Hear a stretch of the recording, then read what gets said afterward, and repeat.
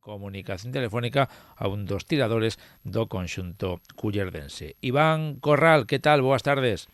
Hola, buenas tardes, Óscar. Bueno, debut en esta competición, en este cara a cara 2025 e ademais, de momento, polo que me comentabas antes, a micrófono pechado con boas sensacións.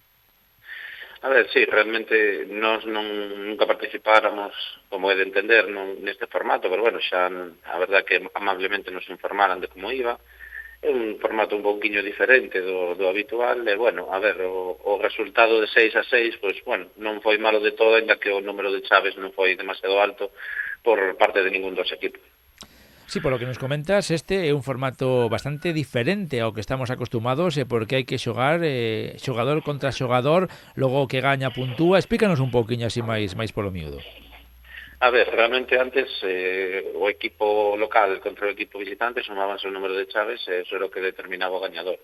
Ahora, pois, o primeiro xógase todos seguidos igual, pero o primeiro, as chaves do primeiro, ao final da primeira casilla, digamos, do equipo local, compáranse cas chaves do primeiro do equipo visitante, e o que gañe dos dous aporta 2 puntos para o seu equipo. E se empatan 1 punto cada un punto para cada equipo. Así con todas as casillas, son 6 casillas, 6 tiradores por equipo, e ao final do partido, en vez de sumar as chaves, que tamén se suman pois, para que figure, sumanse o número de puntos conseguidos por cada equipo.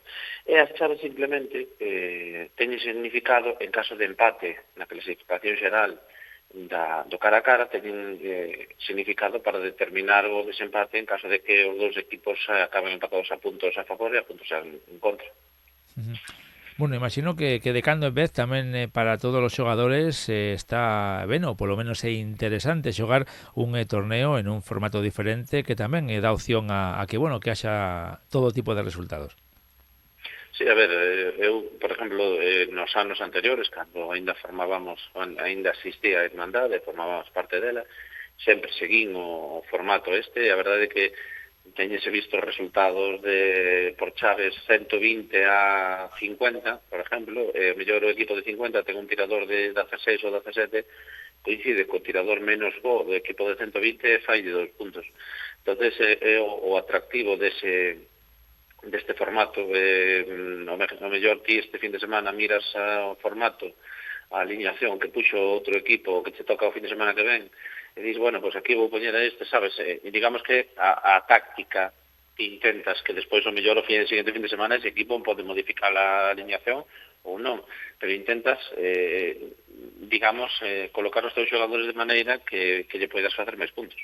Pues a verdade que parece un formato moi atractivo, en este caso, para un torneo que pode dar alguna que outra sorpresa, eso sí, os mellores sempre estarán aí arriba, pero sempre, como dicimos, alguna ocasión tamén terán os equipos, en teoría, máis pequenos.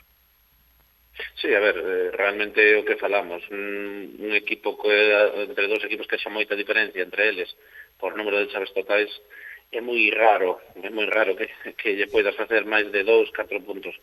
Pero bueno, volvemos a de sempre.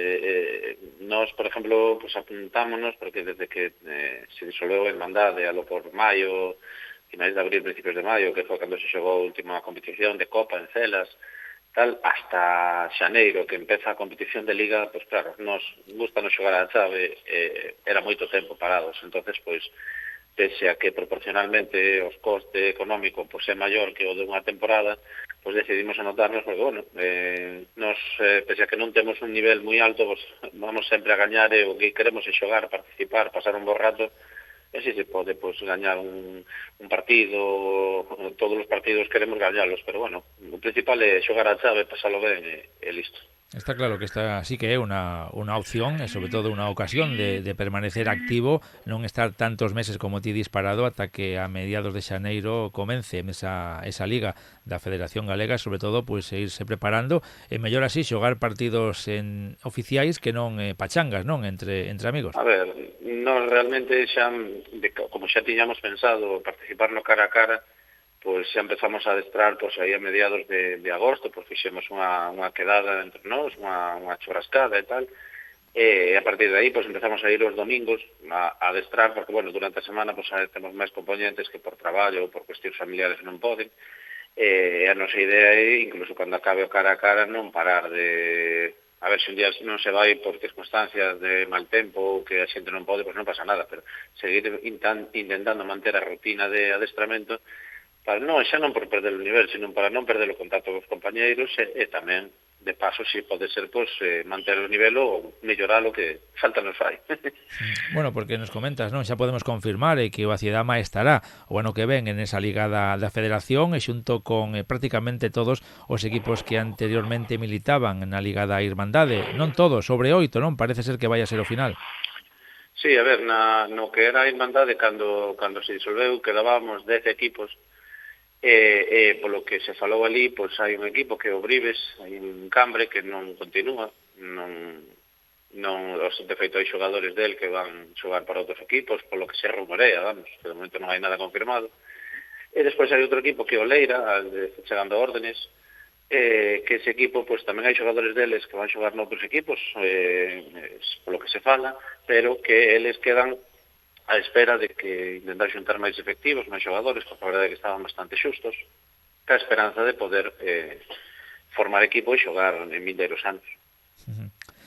Pois pendentes, entón, estamos agora neste cara a cara que será a derradeira competición e por este ano 2025 tempo teremos xa para falar en xaneiro do que será esa nova edición da Liga da Federación Galega, pero sobre todo con ilusión. E claro, lóxicamente, aínda nos comentaban precisamente dende esa federación que non saben como será o futuro porque al entrar equipos novos pode haber 3, 4 ou non sabemos cantas categorías.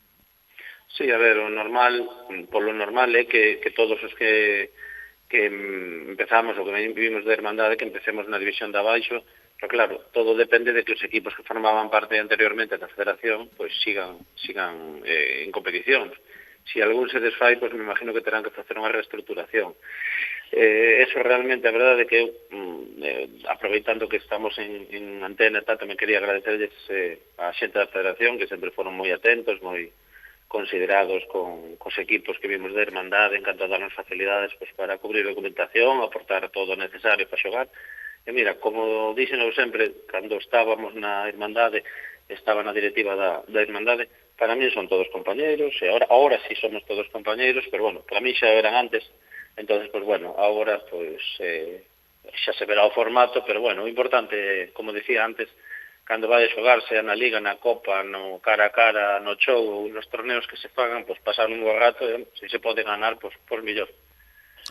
Pois é o importante, seguir xogando e seguir disputando partidos ao longo do ano. Pois Iván Corral, como sempre, moitísimas gracias por atendernos, comentaremos como vai este cara a cara 2025, a ver se hai sorte, a ver se chega o máis arriba posible o equipo cullerdense, sobre todo despois a ver que tal se dá a Liga o ano que ven. Perfecto, moitas gracias, Óscar. Un saúdo, ata logo.